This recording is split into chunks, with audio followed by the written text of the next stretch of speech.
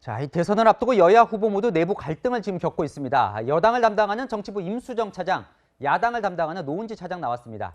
자, 이 선거 취재를 진두지휘하는 두 차장이 나왔는데요. 자, 이재명, 윤석열 두 후보의 이 힘겨루기 상황이 어떤 건지, 뭐가 문제인지 좀 들어보고 싶습니다. 네, 먼저 이재명 민주당 후보의 현재 고민 30%에 갇힌 지지율입니다. 윤석열 후보의 지지율 격차가 혹시 고착화되지는 않을까 하는 점인데요.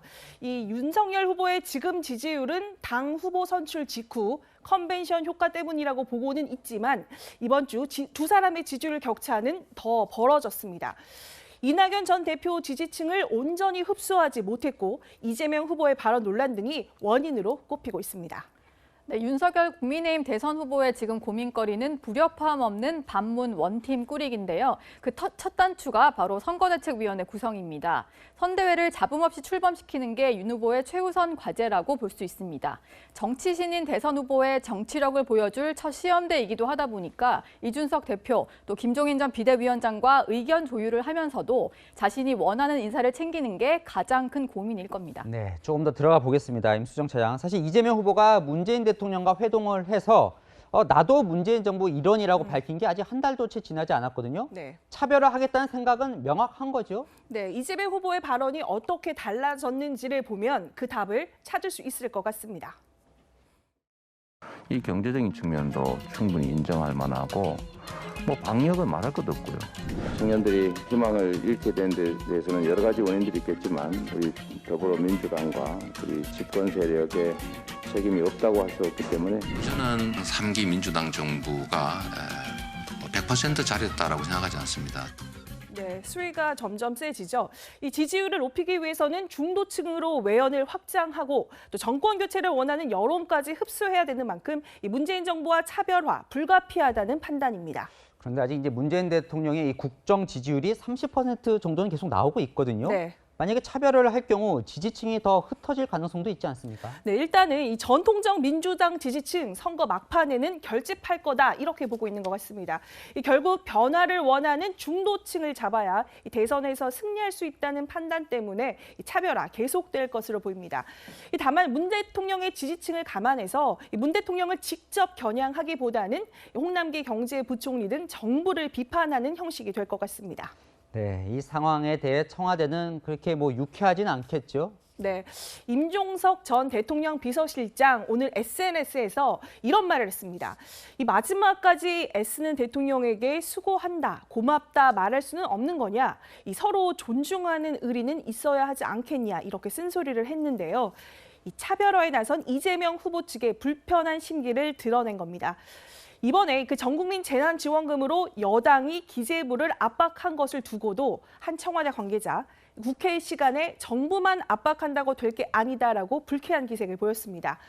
이재명 후보 측도 이런 청와대 반응에 가만 있지는 않았는데요. 이 청와대 전 현직 일부 참모들의 이런 냉소적인 태도가 문제라고 발끈했습니다. 네, 노은지 차장, 국민의힘도 좀 보죠. 선대위 출범이요. 내일 될 걸로 예상을 했는데 다음 주로 늦춰졌어요. 이건 왜 그런 겁니까? 네, 윤석열 후보 측에서는 일단 김종인 전 비대위원장과 이준석 대표 사이에 인선을 두고 이견은 없다 이렇게 강조를 하고 있는데요. 그러면서 김종인 전 위원장이 구상하는 위원회의 방향, 또 거기에 맞는 인물을 더 찾아서 다음 주 중에 1차 인선을 발표하겠다 이렇게 설명하고 있습니다. 하지만 예상보다 선대위 구성이 늦어지는 건 조율할 게 당연히 더 있다는 얘기고요. 결국 이견이 남아있다 이렇게 볼 수 있겠죠. 아니, 그렇다면 이 세 사람 대체 어디서 이렇게 의견이 갈리는 거예요? 오늘 여러 가지 말들이 많이 나왔는데 특히 김병준 전 비대위원장을 상임 선대위원장에 임명하는 것을 두고 이준석 대표와 김종인 전 위원장이 반대했다 이런 말이 많이 나왔습니다.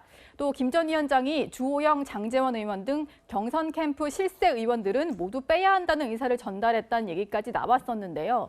이들 인사에 대해서는 김 전 위원장의 의견을 조금 더 들어서 결정할 것으로 보입니다. 사실 이 당무 우선권이 있어서 대선 후보가 이제 다 결정할 수 있는데도 윤 후보가 상당히 김종인 전 위원장이나 이준석 대표를 신경 쓰는 것 같아요. 아무래도 정치 신인이기도 할 테고요. 가장 큰 이유는 무엇보다 본인의 약점을 보완할 인물들이기 때문인데요. 이준석 대표는 2030 세대의 지지가 강하고 또 김종인 전 대표는 호남과 중도층 공략을 위해서 필요한 인물입니다. 하지만 윤 후보 측에서는 이런 불만도 나오는데 특히 이준석 대표에 대해서 본인이 후보냐면서 이 대표 대표가 선대위 주도권을 놓지 않으려고 하는 것에 대한 불만을 드러냈습니다. 그렇군요. 자, 임수정 차장. 사실 뭐 선대위를 먼저 구성한 민주당 쪽도요. 이재명 후보가 선대위에 좀 불만이 있어 보입니다. 거긴 또 뭐가 불만입니까? 네, 한때 문재인 대통령의 책사로 불렸던 양정철 전 민주정책연구원장이 오늘 민주당 의원들과 비공개 간담회에서 이렇게 비판을 했습니다. 모두 병들었는데 아무도 아프지 않았다. 그 한 시구를 인용을 한 건데요. 이 대선을 앞두고 이렇게 유유자적 여유 있는 분위기는 우리가 참패한 2007년 대선 때 보고 처음이다라고 했습니다. 이 후보만 죽어라 뛰고 있다 이런 비판인데요. 이재명 후보 역시 최근 비공개 선대위 회의에서 열심히 좀 해달라 이런 말을 의원들에게 몇 번이나 당부했다고 합니다. 이 민주당은 덩치만 키운 선대위도 효율적으로 다시 재편하기로 했습니다. 그렇군요. 앞으로 두 차장 종종 전해주시죠. 지금까지 임수정 노은지 차장과 알아봤습니다.